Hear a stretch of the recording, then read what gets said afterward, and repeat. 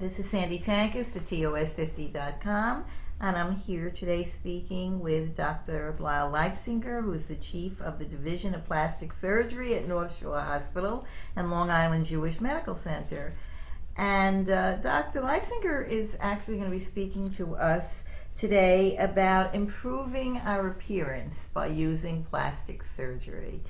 And and good morning, Dr. Leipziger. Good morning, Cindy. Thank you. It's a pleasure to be here. And it's a pleasure to be speaking to you.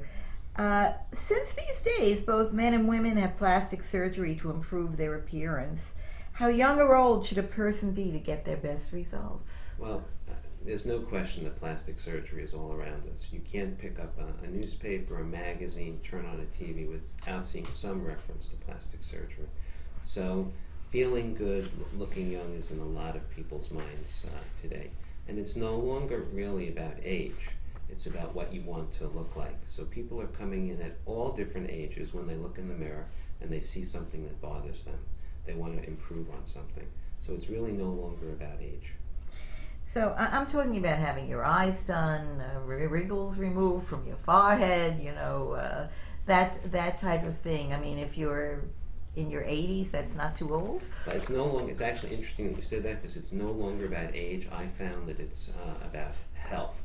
And if people are healthy, they can have surgery done at any age as long as they get a thorough medical evaluation. Now, people are coming in wanting certain things at certain ages.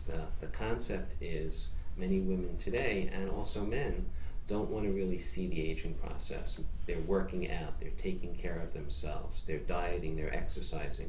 Yet sometimes they look in the mirror, they feel great on the inside, and they don't necessarily see that when they look in the mirror. So the concept that I found in my own practice, where people are coming in a little bit younger to have more minimal surgical procedures to look better longer. So the shift has moved to younger patients coming in for various things. When I mean younger, you mentioned about having a person coming in their 70s or 80s for a procedure. Well, women might come in for a surgical procedure in their late 40s or early 50s for, let's say, some facial work. They might look and see, early in life they have genetic predisposition to sort of heavier eyes or bagginess of the lower eyelids earlier on. They may not want to wait until they're in their 50s. If it's something that can be done earlier, even in their 30s, some women are coming in for that just to look better. And are there particular procedures that are more popular than others that people are having done? Well, I mean, that's based on what people want, individual desires. If you look at national statistics, breast augmentation has been a very popular procedure in terms of a national statistic. Liposuction has been very popular in terms of a national statistic, followed by other body improving procedures. Are there people who actually shouldn't be having surgery? For example, I know women who've had what's called a facelift, and they look great for about 6 months, and then what happens is the wrinkles that were there before come back. Is there some way that you can ensure that your facelift stays lifted? Well, the most important thing is to have a comprehensive consultation and have realistic expectations. So you need to understand what the problem is in order to fix the problem.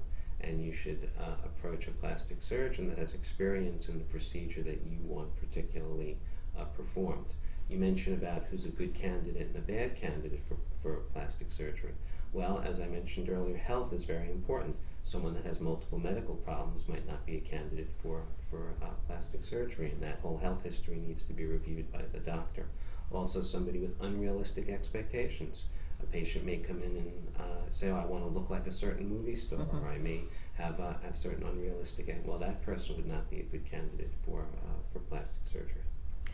And if you just wanted to sort of have a few years taken off, what would be the best surgery to have done? Well, that's sort of a catch-all question. It really depends on what you wanted and what can be done safely and effectively for you.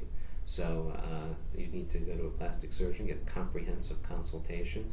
You discuss the things that bother you with that plastic surgeon, and that he or she would evaluate you in the best possible manner, tell you what can be done safely and effectively for you. Is there any danger involved in having these operations? Well, any surgery I consider to be a surgery. So it's important that you dot the I's and cross the T's.